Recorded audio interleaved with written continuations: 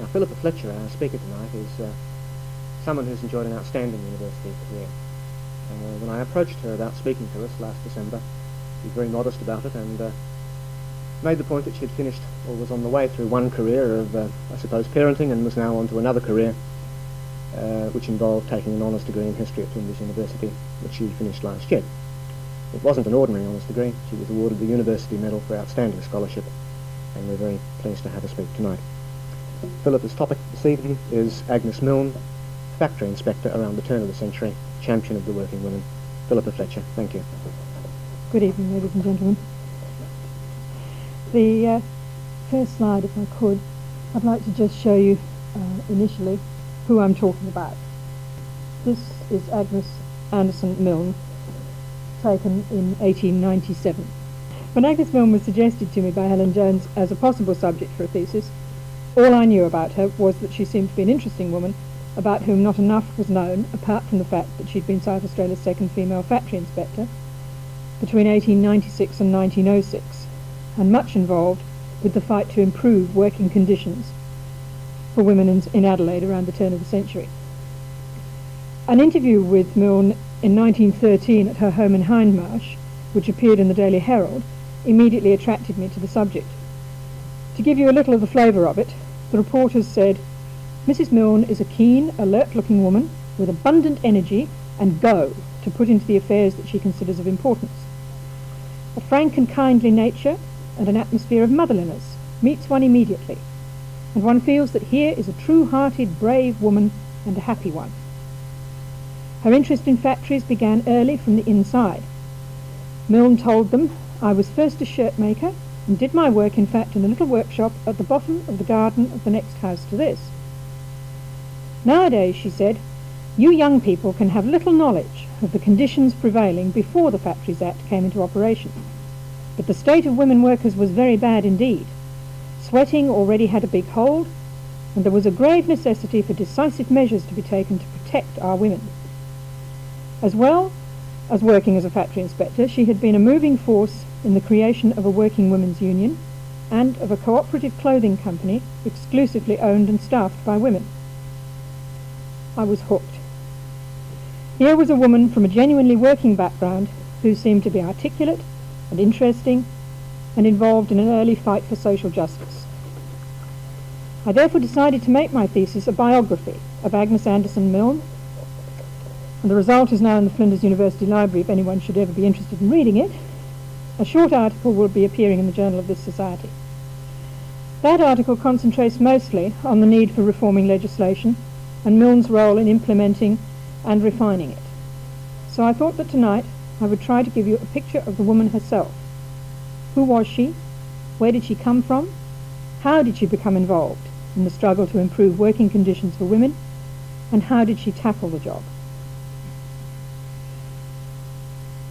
Agnes Milne was born Agnes Anderson Inglis in Lambeth, London in 1850, the second daughter of William Inglis, a carpenter, and his wife Lydia. In 1854, William Inglis decided to emigrate. The Inglis family, at this time consisting of the parents, Eliza aged 8, Agnes aged 4, and Elizabeth Jane just 1 year old, duly sailed from Southampton for their new land, arriving at Port Adelaide on the 25th of April 1855. On arrival in South Australia, the family settled in Brompton. The choice of South Australia as a destination may have been due to a family connection with an earlier emigrant.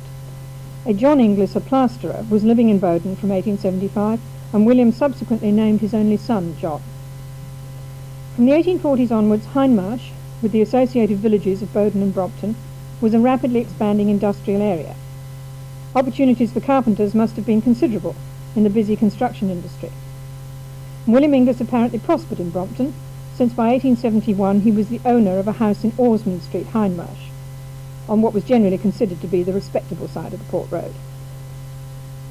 Agnes Inglis grew up therefore in the middle of a bustling community, largely working class in character, but with significant extremes of prosperity and poverty. It seems likely from her later career that she must have received adequate schooling. Indeed, this would have been considered mandatory for the daughter of a respectable artisan. 2 licensed schools are recorded in Hindmarsh in the annual report of the Chief Inspector for Schools in 1859, when Inglis would have been 9 years old and likely to be attending such an establishment. Clarissa Kelly's school had a higher enrolment of girls than did Thomas Adcock's, and was considered by the Chief Inspector to be the better of the two. Quote, "Mrs. Kelly's school is remarkable for the orderly and respectful demeanour of the pupils, whose studies are extended to the higher branches of female education under the able superintendence of Miss Gregory." It is tempting to speculate that here perhaps was an early formative influence on the young Inglisses in the shape of a forceful and intelligent woman with advanced views on the capabilities of women. However, it can only be speculation, since no records survive which would allow the identification of individual students in such schools. On leaving school, she began work as a shirt maker. This first employment later led to her re-entry into the trade when forced to work to support herself, and the experience had a significant effect on her. But initially it probably lasted only until her marriage. Henry Milne was also born in 1850, the son of Henry Ogden Milne of Oldham, Lancashire, and his wife Charlotte Martha. At what stage of his life Henry Jr. arrived in South Australia, I have not been able to establish, but both he and his brother Abraham, an engine fitter, were settled in the Hindmarsh district by 1867. Henry moved to Gawler in 1871, and Agnes joined him there after their marriage at the Hindmarsh Congregational Church in 1873. By 1877 the Milnes had returned to Hindmarsh and rented a house and shop on the Port Road, where Henry opened a saddlery. During the 10 years of her first marriage, Milne gave birth to 4 children, none of whom lived more than a few years. One, Charles, was certainly stillborn, and probably 2. In 1883, tragedy struck triply hard, with the death of a daughter, Olive, aged only 2 weeks, in August, of her husband Henry, aged just 33, in September, and of her last remaining child, Hilda Maud, aged 2 years, in November.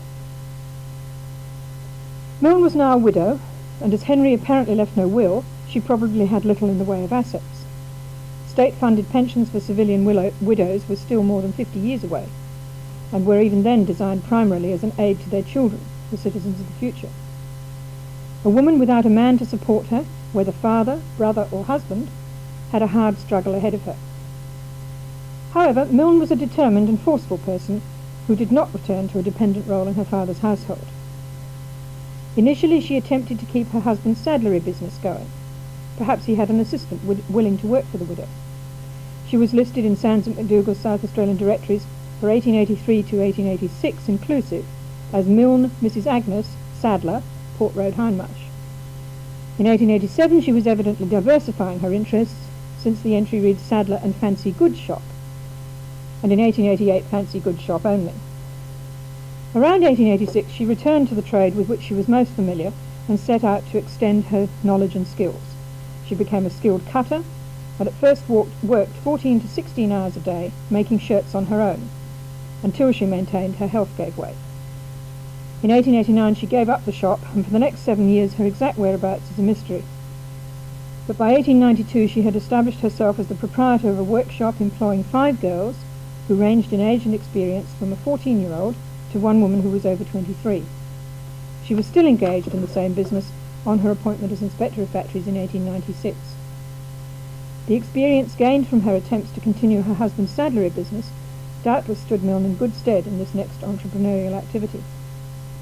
However, it is clear from her later evidence to the 1892 Shops and Factories Commission that it was not a very profitable business, and that over the years she had become increasingly disillusioned. Employment opportunities for women had expanded with industrialisation, and Milne recognised the importance of technology in changing women's working lives. As she later wrote, quote, "Not to generosity, man's first impulse to woman, nor to justice, his highest act, but to passionless science must be credited the vastly extended area of the field of female employment, which during the latter half of the expiring century has profoundly changed its character and promises to further complicate social conditions." Unquote. So what's changed?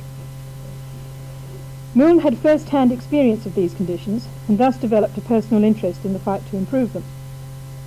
Certain areas of manufacturing came to be particularly associated with female employment, for example the clothing industry, with which as a shirt maker she was concerned.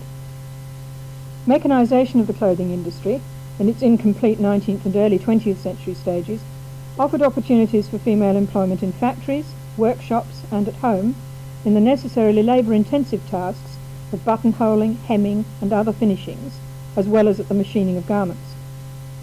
Moreover, the increasing specialization of such tasks led to the destruction of the one-man, one-garment principle and allowed much of the work to be given out as piecework to be done at home. Inevitably, such work was very attractive to women faced with the necessity of supporting themselves and their dependents, but unable to leave home to work in factories.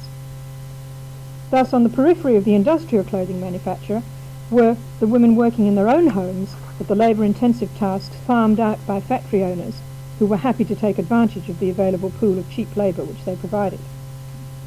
Rates of pay for women were very different from those obtained by men, even within the factory system. The reason for these differentials was related to society's perception of women's primary role as lying within the home and family. Since women had an alternative to participation in the paid workforce, there was no necessity to pay them a living wage. Working women in 19th century Australia were thus denied the recognition and status accorded to wives and mothers, an attitude of mind which lingered well into the 20th century. Nevertheless, as the opportunities expanded, there was never any shortage of women prepared to take them up. Industrialising societies were indeed slow to accept that work for some women was not a matter of choice but of economic necessity. Such women were forced to take what work they could get, and the result was often a grinding poverty.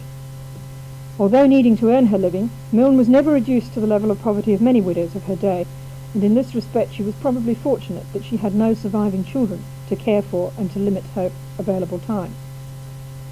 Concern had been growing in South Australia over wages and working conditions for women, particularly within the clothing industry, and culminated in the public meeting in December 1889 at which the Working Women's Trades Union was formed.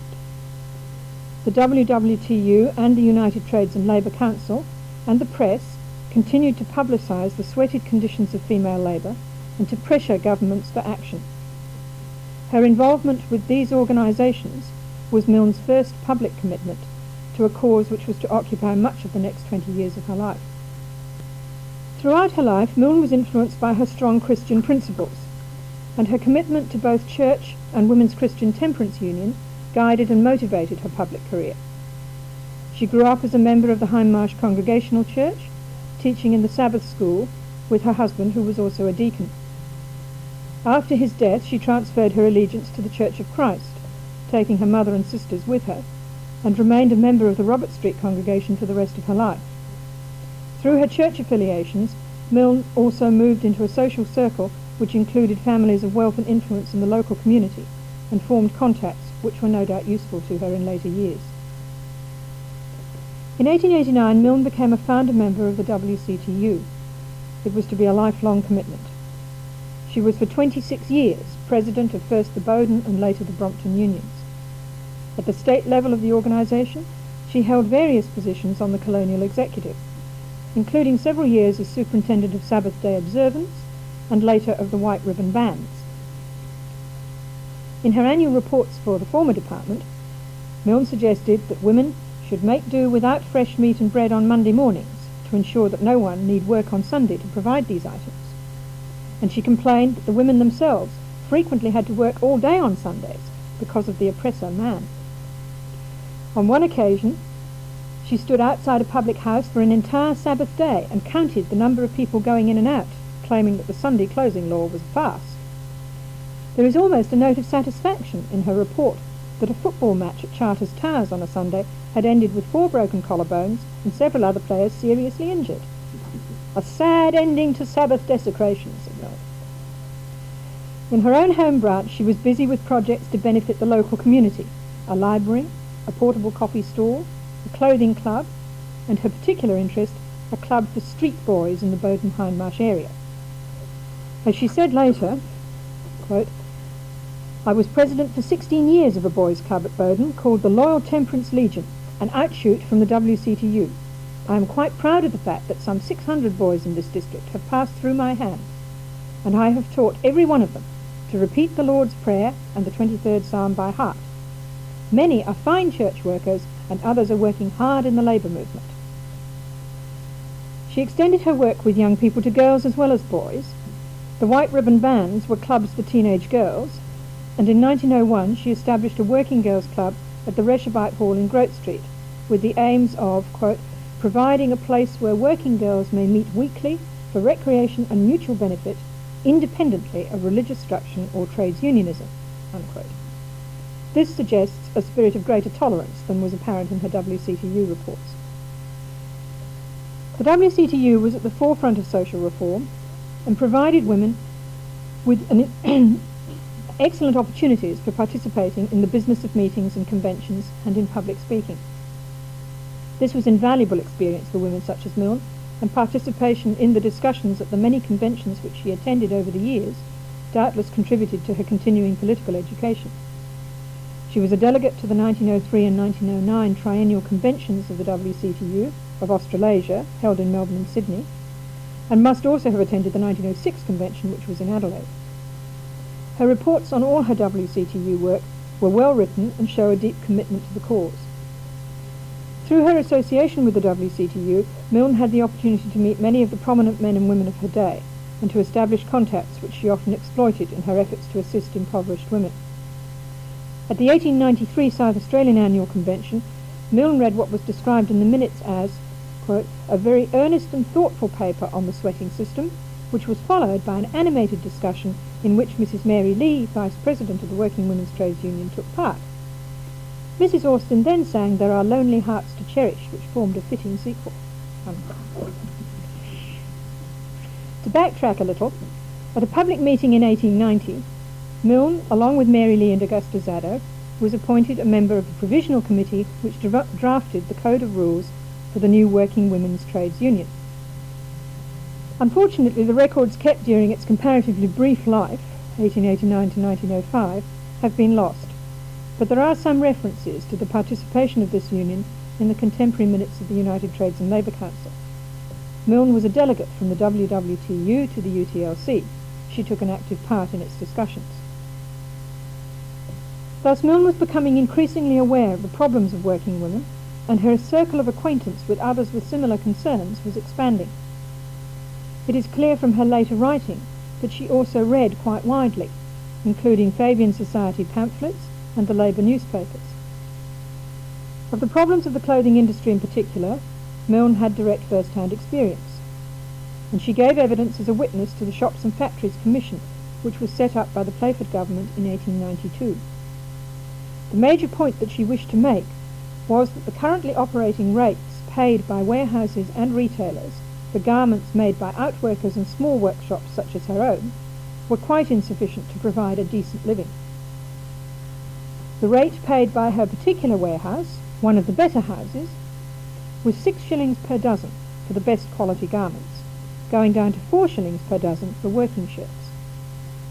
As an expert trained cutter, Milne herself did all the cutting out of garments, and said that in a good week, making the best quality shirts, she might make a profit of 18 shillings and 9pence after paying her girls and the expenses of 2 machines. In a bad week, it would only be 7 shillings. They worked for 5 days a week, from 8 until 6, with 1 hour for dinner, and on Saturdays from 8 until 1. Her employees were paid from 4 shillings per week for the 14-year-old who just runs messages, to 15 shillings for the skilled hands. She felt that her rates were among the highest paid, and said, "If the girls who work with me had not homes, they could not live on the money." She gave instances of subcontractors who did manage to make a living, and said that this could only be achieved by using children or young girls and working them for excessively long hours at very low rates of pay. She suggested to the commissioners that a Factory Act would ameliorate conditions by providing control over hours, minimum ages of employment, overcrowding, and sanitary provisions, while an increase in protective duties on imported garments might also assist matters.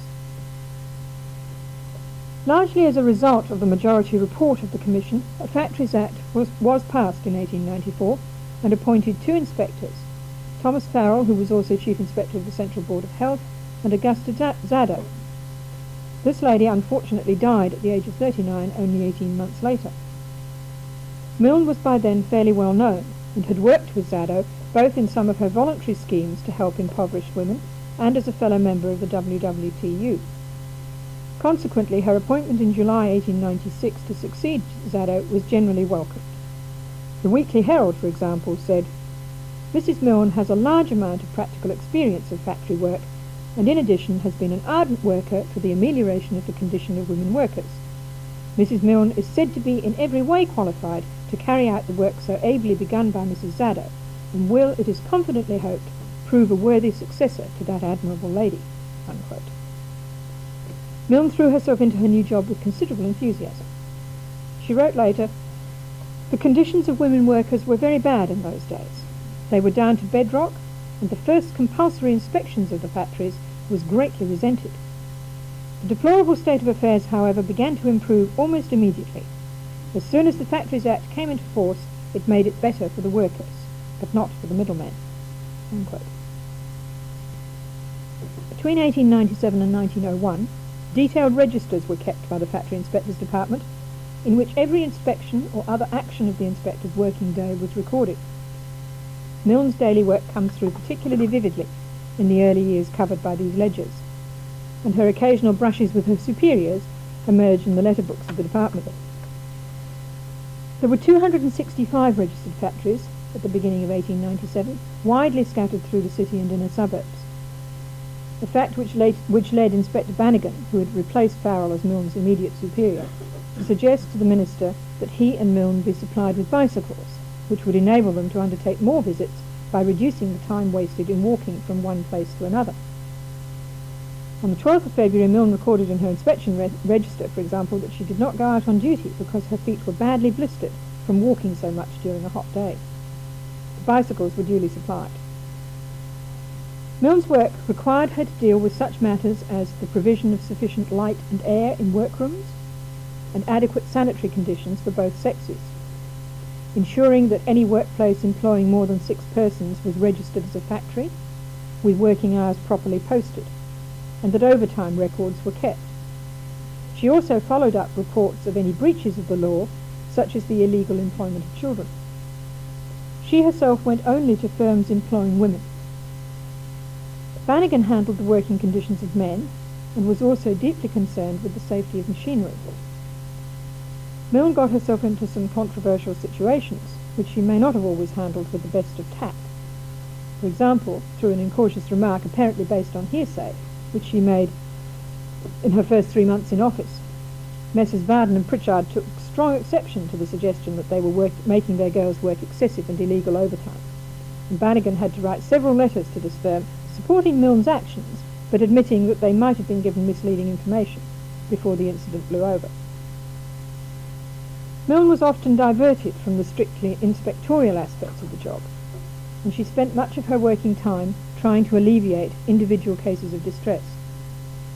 For example, she arranged for a loan from Lady Tennyson, who described her as a very interesting, sensible woman, of £1 to redeem the sewing machine of a Mrs. Burgess, which had been detained by the Singer Sewing Machine Company because she could not pay the repair bill. Losing the machine, of course, left her entirely without the means of earning the money to pay the repair bill. Milne had inquired into the case and concluded that Singer's contention that the money had been spent on drink was untrue, and she suggested that Lady Tennyson should give it through the WWTU. If Mrs. Burgess was later able to repay the money, this sum might then be made the nucleus of a fund to assist other deserving cases. Her warm-hearted desire to help the sometimes desperate plight of those she met in the course of her duties led her to spend working time visiting the destitute, the lonely, and the sick. She arranged for fresh milk to be delivered every day for a month to a girl in poor health, and organised the outfitting with decent clothing of one woman's imbecile daughter, who was to be admitted to the Home for Incurables. The case of Mrs. A. Kolb's admission to hospital for necessary treatment, which was complicated by such factors as loss of income, a sick husband and 6 young children, occupied many of her working hours over a period of some 8 or 9 months. 17 of her calls in the month of August 1900 alone were connected with the Kolb case in one way or another. She visited the woman herself on many occasions, and also persuaded 2 other ladies who might be able to help to see her. She arranged for a doctor to visit, wrote to Kolb's mother and Cadena about caring for the children, and when that seemed impossible, approached the inspector of the State Children's Department. She visited the bailiffs and persuaded them to wait for the rent money. When her arrangements were almost complete, the Kolbs decided to try and pay off the back rent first, and the husband came out of the Home for Incurables temporarily. However, this did not work out, and he was soon readmitted Milne called again several times, and eventually was told that things were more straight now and Cobb would go in at once, alongside which she wrote, "I'll believe it when I see it." I have not been able to ascertain whether Mrs. Cobb ever did receive treatment for her affliction. All this was hardly factory inspection work, and there are many other similar stories which emerge from Milne's inspection registers, as well as the days, even whole weeks, which she spent visiting influential people who might be persuaded to join the Anti-Sweating League. Her superior generally supported her work and even instructed her to pay particular attention to the sweating issue. However, there was one occasion when Bannigan may have decided to draw the line. On the 30th of April 1900, Milne had recorded that she called on a Mrs. E.W. Nichols to take her a letter of introduction from the Minister of Industry to the Chief Lady Inspector of Factories in London. Alongside this entry there is a pencilled note, in handwriting which appears elsewhere and may well be contemporary. It reads, "Coming it a bit too strong as inspector's work." This did not prevent Milne continuing to involve herself in such cases, although she added a slightly conscience-stricken note to her report in October of the same year of having made 2 visits to members of the board of the Destitute Home in an effort to secure the matronship for Mrs. Norman, who had appealed for her help. "I know this is a little beyond my province," wrote Milne, "but it is hard to refuse to help when you can." The following month, Bannigan spent 6 days going around with Milne on all her calls. Perhaps he was doing a little checking up. The conditions of outworkers and the question of sweating increasingly dominated Milne's life. She wrote articles on women's work and wages for the Journal of Agriculture and Industry and became heavily involved in the anti-sweating campaign around the turn of the century. She was responsible for attracting the support of many leading South Australian identities to the cause. The Anti-Sweating League, formed at a public meeting in July 1900, brought together clergy, politicians, unionists, and individuals from a variety of backgrounds, and had as its principal objectives, quote, "to eradicate and prevent the evil known as sweating by the education of the public mind and conscience in relation to a just and equitable payment of labour, and by advocating and securing effectual legislation." In 1904, a select committee of the Legislative Council was appointed to inquire into the alleged sweating evil, and Milne was a principal witness. Despite the fact that the evidence of both inspectors of factories was described by some members of the House as very biased, and one gentleman said that Mrs. Milne took a very socialistic view, a new Factories Act was passed in 1905, which, amongst other measures, set up wages boards to regulate wages for women and young people in some trades. Milne may have felt that with this legislation and the improved situation in the factories, that she had achieved much of what she had set out to do. Certainly her relations with her superior, Inspector Bannigan, appear to have been deteriorating, and it is possible that the more formal and bureaucratic the work became, the less it appealed to one who had plunged with zeal into the initial reforming enterprise of the early years. Whatever her reasons, her best friend Alison McGregor retired as manageress of the South Australian Cooperative Clothing Factory, which Milne had been largely instrumental in starting 4 years earlier, and she immediately resigned from the factories department to take over the position. It has previously been assumed that the specific proposal to establish the South Australian Cooperative Clothing Company originated solely with Milne, and certainly her energetic promotion of the idea was the major factor in bringing it to fruition. However, the suggestion was first made to her by a Mrs. J. Minshall, a shirtmaker of Hindmarsh Square, in September 1899 during the course of a visit of inspection. Milne was immediately seized with enthusiasm for the idea. She promoted it vigorously with support from the Minister for Industry, C.C. Kingston at the time, the UTLC, the Working Women's Trades Union, Bannigan, and a number of others. However, it was not until 1901, when Milne resumed her campaign by approaching Catherine Helen Spence, that things actually began to move. The enterprise was launched with high hopes in 1902, when Spence, as president of the board of directors of a company which was exclusively owned and run by women, men were not even allowed to hold shares, opened the first factory in South Australia to utilise electric power. By 1904, the number of employees had almost doubled, and clothing was being manufactured for all the big wholesale places in town. Milne considered that the factory was doing just splendidly. However, the principle of paying reasonable wages, combined with the need to remain competitive at the governing prices of the day, was cited by Emily Seymour as reasons why it was not making sufficient profit to pay regular dividends to its shareholders. When Alison McGregor left in 1907 to be married, Milne was enthusiastic about taking over as manageress, as I had put what capital I had and a great deal of interest into the concern, she said. Unfortunately, she found herself presiding over its declining years. Other larger factories were by now also electric-powered, and able to compete with them on more than equal terms. Milne also became disillusioned with the attitude of the women she had hoped to help. Quote, "I had great hopes in starting that factory, but I find there is no cohesion and very little of the cooperative spirit among the women workers." Unquote. The company went into liquidation and was wound up in 1913. Milne, now aged 63, had already retired from the position of manageress, although no replacement was appointed, and she still kept an eye on the factory, going up to Adelaide weekly to look over their books and such like. No doubt she had seen the writing on the wall, and when she was offered a new little business in the house which had been her mother's in Osmond Street, Hindmarsh, she decided to take it on and see what could be done with it. The reporters from the Daily Herald, therefore, found Milne in 1913 at a house in which the front room had been turned into a nice little lollipop shop, preparing to serve hot pea soup to a romping, rowdy crowd of boys from the adjoining Hindmarsh School. She was clearly very happy in her new role, and recalled her long-standing interest in boys from the local area through her WCTU work. In December 1916, she married Hartley Wright Edwards, a confectioner, and they continued to live at the same address, presumably making sweets to supply the lollipop shop, until her death on the 10th of August 1919. My thesis attempted to assess the significance of her role in bringing the plight of the sweated outworkers of the clothing industry before the public of South Australia. I saw her as dedicated and enthusiastic, if somewhat prone to emotionalise and maybe to exaggerate issues, and not always overblessed with tact. She never achieved the standing of a Catherine Helen Spence, but she was clearly known and respected in her day, and her work was of considerable importance in the forming and refining of factory reform legislation.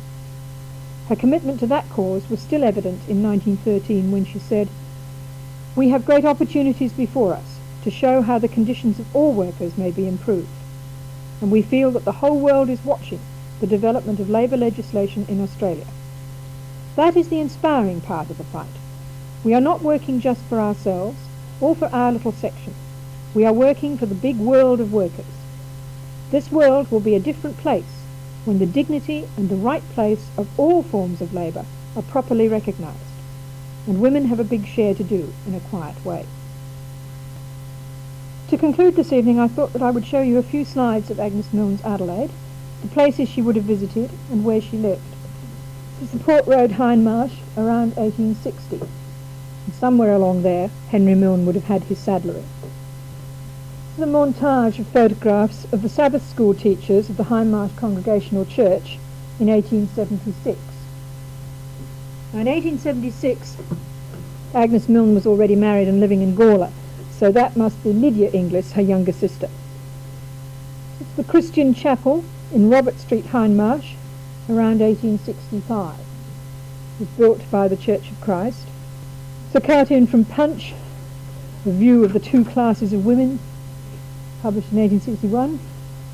That was the Beehive Corner in 1896 to 1907. Fairly new, I think, at the time. Very beautiful. Rundle Street in 1896. That's a horse tram, I think. The picture titled A Sweater's Workroom from the Illustrated Australian News of 1890. Cold was one of the things that people complained of to Agnes very much when she went round her factories. This building was the Federal Boot Factory in 1903 in Anster Avenue, and it was one that she visited on a number of occasions. It employed quite a lot of women. Onslow Building in Pirrie Street, where Anton Kolb, tailor and outfitter, had his tailoring shop. Since there was only ever one Kolb in Adelaide for the whole of that period, this is clearly the Kolb who was Mrs. Kolb's husband and ended up in the Home for Incurables. and Commercial Road, Port Adelaide, 1890. She went as far afield as Port Adelaide regularly. She also went to Gawler and to Port Pirie on at least one occasion. This is the sewing room of A. Abotomy and Sons in 1908. Well, by now, clearly A. Abotomy and Sons is electric powered. It's still fairly crowded and cramped. Hindmarsh School, from a woodcut of about 1880. Now this I was really very intrigued by. The Inglisses lived at 49 Orsman Street for quite a while, and they lived at 51 Orsman Street. When Agnes Milne was back looking after her little boys from the next door school, that was at 49 Orsman Street. And the building on the left, which is seems to be just half of it, is 51 Orsman Street. Almost the whole of Orsman Street, Hindmarsh, is now light industrial, but that one house is still there. And it probably is still supplying lunches to the boys from the adjoining Hindmarsh School. That's all. Yes, when we talk about a factory, I think we get a wrong picture in our minds, probably, because the places that she did visit that did have more than 6 women workers were very often one room, and there was only an open fire, and the toilet was down in the backyard, and you know they were pretty primitive if they had even 6, 7, 8 people working. She went to a lot of places to find out if there were 6 people working there, and therefore she obviously found a lot of places that didn't have 6 people working but were fairly bad. I don't think anything was done legally for those people. They were squeezed out eventually by the sort of improved technology and the improvement in factory situations, so that more women moved into working in factories. There was less work to give out as things became even more automated. There wasn't even the sort of small jobs, and probably the middlemen didn't find it economic to send the work out. So probably those women just ceased to have a job at all in time. I would think it probably was, and I think that quite a lot of these people that Agnes Milne visited and supplied milk to and looked after were those sorts of people, probably. And that's why she was stretching the terms of her job as a factory inspector, probably. But I think that those were the people that she felt were most in need. And certainly in her reports, in her official reports, there are some pretty grim stories of people starving. I don't think the legislation really set out to deal with anything other than a workroom that employed 6 people or more at that time, at any rate. No, she was on her own the whole time she was employed. There was no other assistant at all. The Factory Inspector's Department did become more systematically organised, and it had greater clerical help and this kind of thing at the centre in time. She certainly did go to Gawler quite regularly. I'm speaking when I say about where she went and exactly what she did. I can only speak for the period from 1896 to 1901, because after that the ledgers cease and the actual day-to-day work was apparently kept in notebooks or report forms, and they have not survived. So beyond 1901 we really don't know. But up to 1901 she went to Gawler, I know on one occasion. She went to Port Pirie on one occasion. It could have been that these were fairly regular. Inspector Bannigan went to Pirie on several occasions. Yes, I don't know whether I can remember the full days. She started, I think, at £10 per annum, and it went up by leaps and bounds after a couple of years, so that when she retired she was on £100 a year. There seemed to be a huge jump to £80, I think around about 1904 or something, so it may have come in with that second Factory Act that they raised the salaries quite considerably. But she was appointed at £10 a year only, and she considered that more worthwhile than her average 10 shillings a week profit from running her business. I mean, the weeks when she said she would have made a profit of 7 shillings, she was in fact getting half of what she was paying her chief skilled worker. It's my impression that perhaps she was looking to attract a class of girl who might not have ever gone to the WCA, but that's purely a subjective impression. She definitely stated in her objectives that it was not connected with religious observance or unionism, and whether the YWCA was considered to be too much connected to religious observance in its early days. Yes, I think that I did definitely decide when I was writing the thesis that there was a strong atmosphere that the evangelical churches in particular were very keen on social reform. The connection, the sort of joint input from the temperance movement and the evangelical church was a very strong double influence. They also allowed women more of a role, more of a part to play, a significant role in the whole organisation of their church and everything. She quarrelled with the Congregational Church and left under a cloud, having clearly had some kind of conversion, I think, because the grounds on which she left were that she was reprimanded for teaching total immersion baptism to her Sabbath school classes, and this was not according to the tenets of the Congregational Church. But she herself was, I think, the believer in her family, because it seems that she joined both churches first, and her mother and her sisters came along because she dragged them. So I think it meant a lot to her, and she believed strongly that our Lord was calling for justice, for that he cared for the poor and the weak of the world, and that we should do the same. I think it was a strong feeling. Girls infinitely preferred the factory situation to the service situation. That came out very strongly, that the situation for domestic servants was becoming desperate because nobody wanted the job.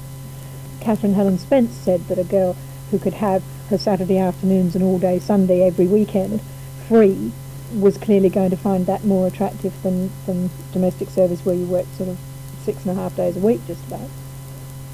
Also, of course, to go into domestic service meant to leave home, and some of these girls were certainly contributing to supporting indigent parents, and that might have been easier to do from a sewing type job. And the women who couldn't actually go into a factory because they had dependent children they couldn't leave, they had to take what the middlemen and the warehouses would give them, but it was the only way they could earn a living. They couldn't go into domestic service. No one would have them with 6 small children. Well, I did honours part-time, so I had a whole year, well, 9 months really, in which to work on it, and that initial article in the Daily Herald was invaluable because it indicated for me the organisations with which, or some of the organisations with which she'd been connected. So that gave me immediate stepping stones.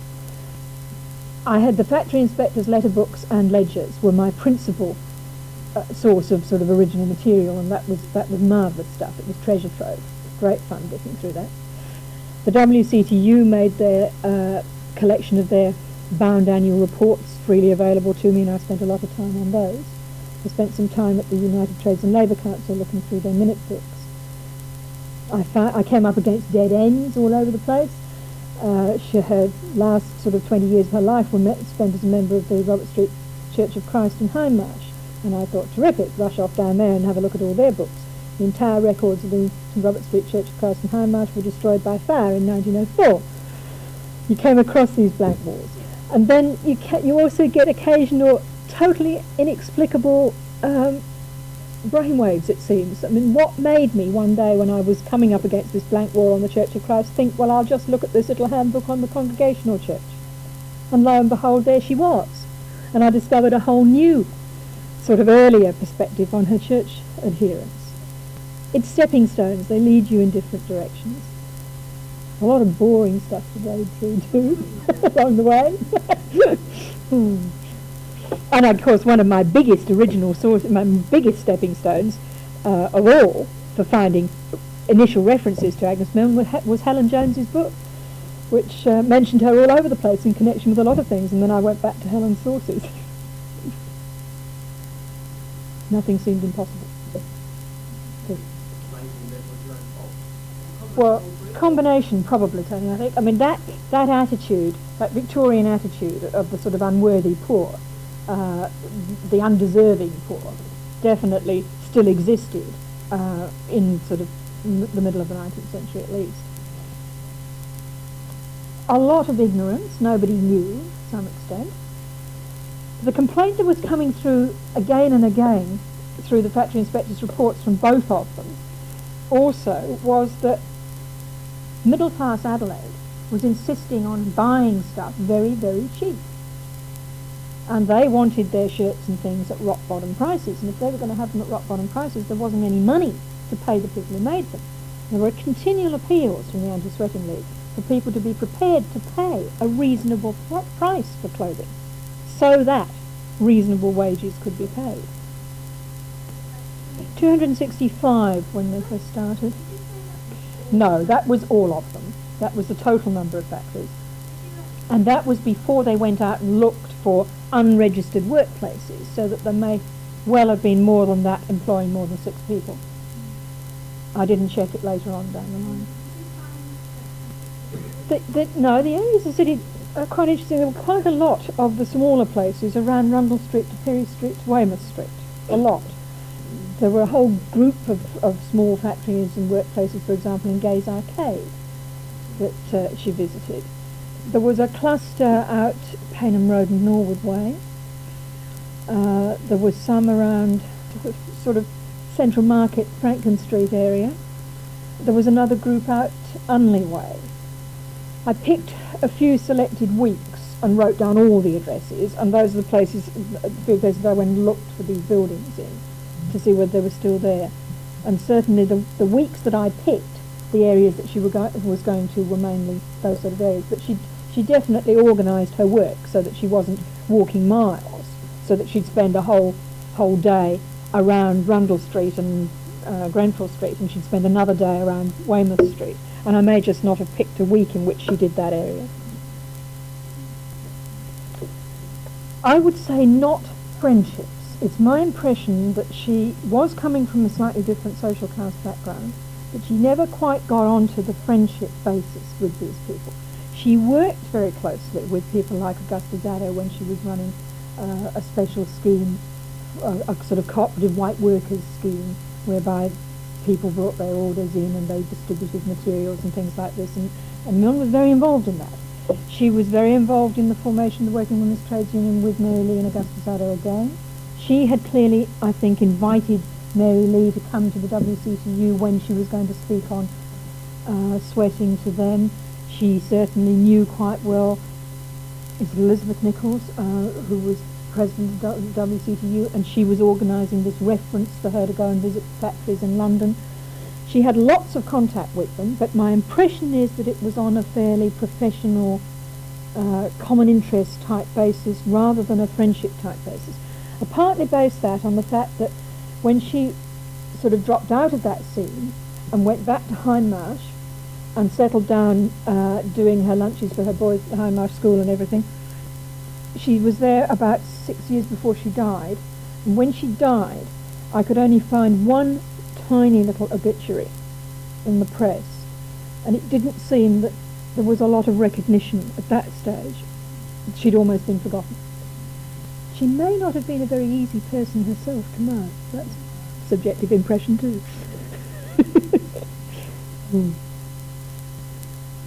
Possibly, there was an appeal that Agnes Milne put out to the WCTU. I don't know whether it was taken up very much, but she said that if all women refused to buy bread and meat on Sundays or Mondays, then no one would have to work on Sundays to provide it.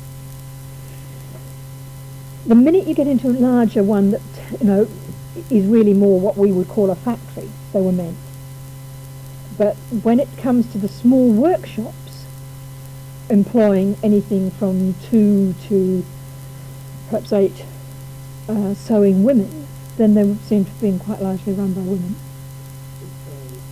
Milne was specifically forbidden to investigate the men's conditions of work. That was the male inspector's job. She only went to investigate the situation of the women employed at that place, so that if she might say that the sanitary arrangements were totally inadequate for the women, she didn't even look at what the men had. Well, she did sometimes, because she said the men's were obviously better, but it wasn't within her brief at all. on the other hand, there were occasions when she got into one huge fight with a company called D.W. Sullivan's, I think it was, because she had been told that they had sort of 6 women working there, and she tried to get in to see whether this was true, and they barred the waiter and wouldn't let her in, and she had a flaming row with Mr. Sullivan, who almost came to blows with both factory inspectors over it. So she put a few backs up occasionally, but on the whole, the factory inspectors seem to have been met with courtesy and cooperation. And she said on one occasion that she thought that the bad situations were very often a case of want of thought rather than want of care. They just simply hadn't occurred to them that there was anything wrong with that, weeping back toilet, the drains that you had to pick across the muddy yard too,